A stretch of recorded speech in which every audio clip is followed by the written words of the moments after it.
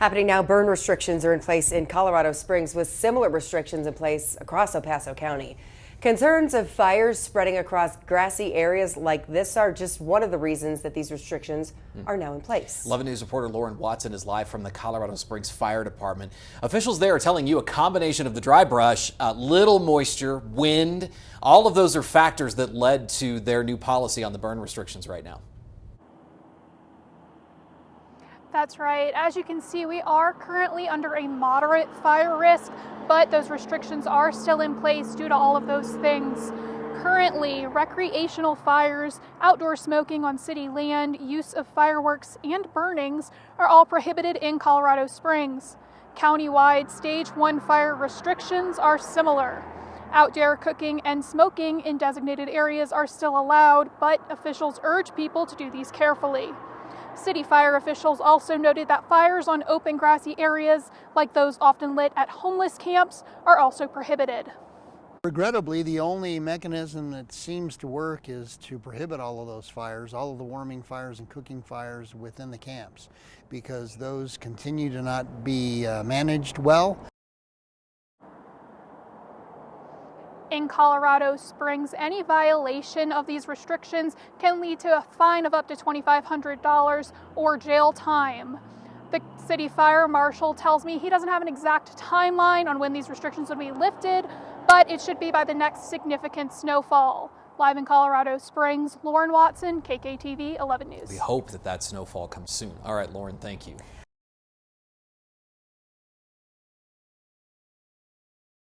And new today, as 2022 comes to a close in just over 3 weeks now, 41 criminals have been taken off the streets because of tips made to Pikes Peak Crime Stoppers. You might recall that we give you the Crime Stoppers phone number when covering many crimes that go unsolved. 11 News reporter Melissa Henry is joining us live downtown. Melissa, the numbers show when people call Crime Stoppers, it actually has a true impact.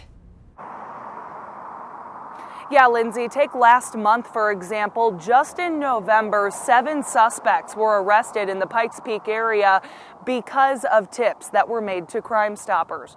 Now, there has been a slight increase this year compared to last when it comes to those arrests that result from tips. This year, so far, there have been 41 arrests made because of tip information to Crime Stoppers, and there are still a few weeks left in the year.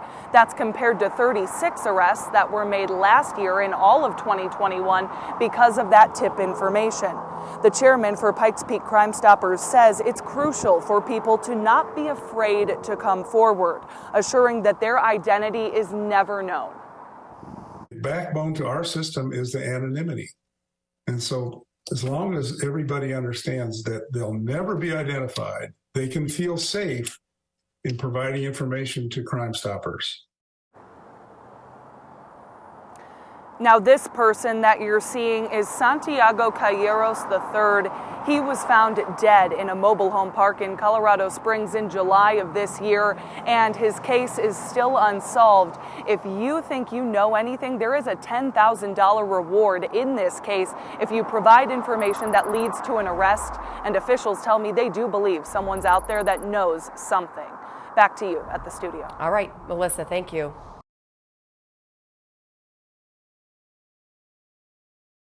We have an update to an 11 call for action investigation now. We're learning more about the legal past of a Colorado Springs police officer. That officer, currently being sued for alleged excessive force, faced a similar lawsuit 2 years ago. That ended in a settlement. 11 News reporter Melissa Henry has been looking into this. She joins us live at Colorado Springs Police Headquarters. Melissa, you have in your hands a lawsuit from 2 years ago against CSPD officer Matthew Anderson.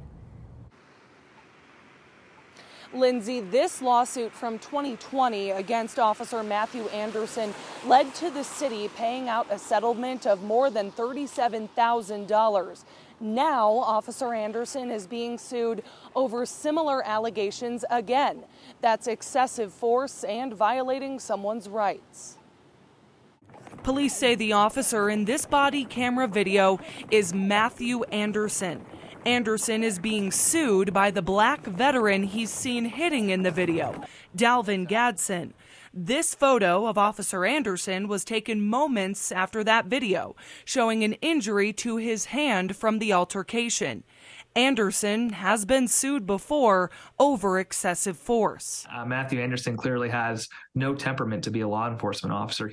Attorney Andrew McNulty represented a man named Michael Sexton in 2020 when they filed a lawsuit against Officer Anderson then. My client, Michael Sexton, was walking across the street. He saw a police car. He is someone who protests the police often.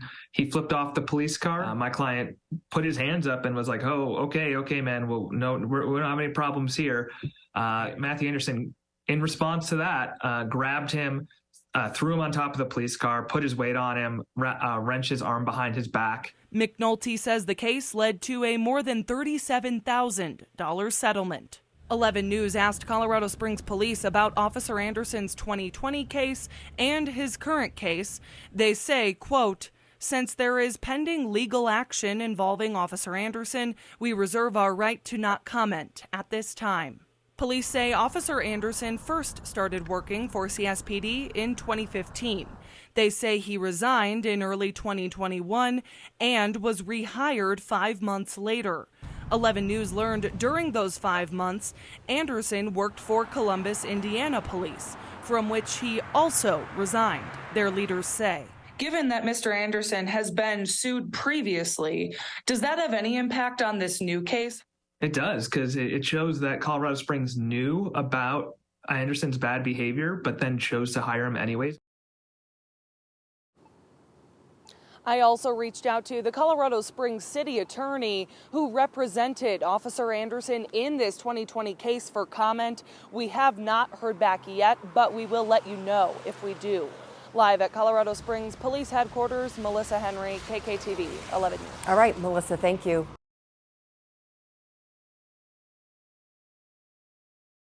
This is new at 10. 100 years ago, 5 men set out to ring in the new year in a big way here in Colorado Springs.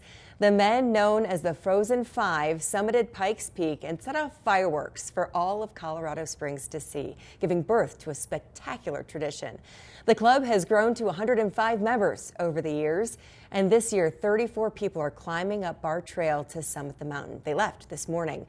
11 News anchor Grace Kramer is joining us live from the Pioneers Museum downtown. Grace, you spoke with the museum director about the club's history. Lindsay, the director, told me that the Frozen Five was made up of 2 brothers, 1 military veteran, 1 trail builder, and a photographer, all pretty experienced hikers looking to try something a little different for the new year.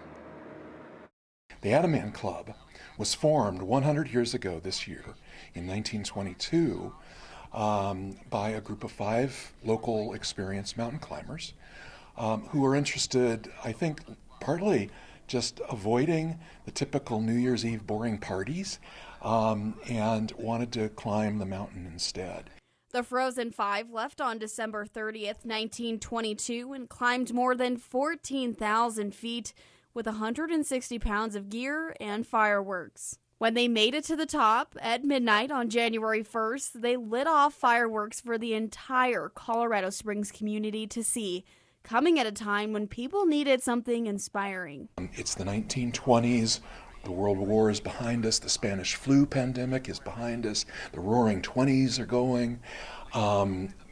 There's a need for kind of a rebirth and developing new traditions. And 100 years later, the tradition is still going. Each year, the group adds a man or woman to join them in their trek, going from just 5 members back in 1922 to 105 in 2022, with each hike encompassing the spirit of Colorado Springs. It's deeply ingrained in our community's history, but it's also part of who we are as a people.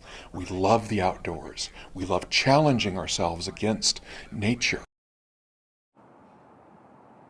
There will be 2 fireworks shows tomorrow, one at 9 p.m., the other at midnight. Now, Adaman usually fires off 5 fireworks at 9 p.m. in honor of the Frozen Five. However, with it being the 100-year anniversary, they say they're planning on doing something pretty special. Reporting live in Colorado Springs, Grace Kramer, KKTV 11 News. Yeah, and tomorrow they're also asking anyone who can between 10 and 10:30 in the morning to shine a mirror toward the mountain, and the group will be shining them back, so that should be pretty cool as well. Grace, thank you.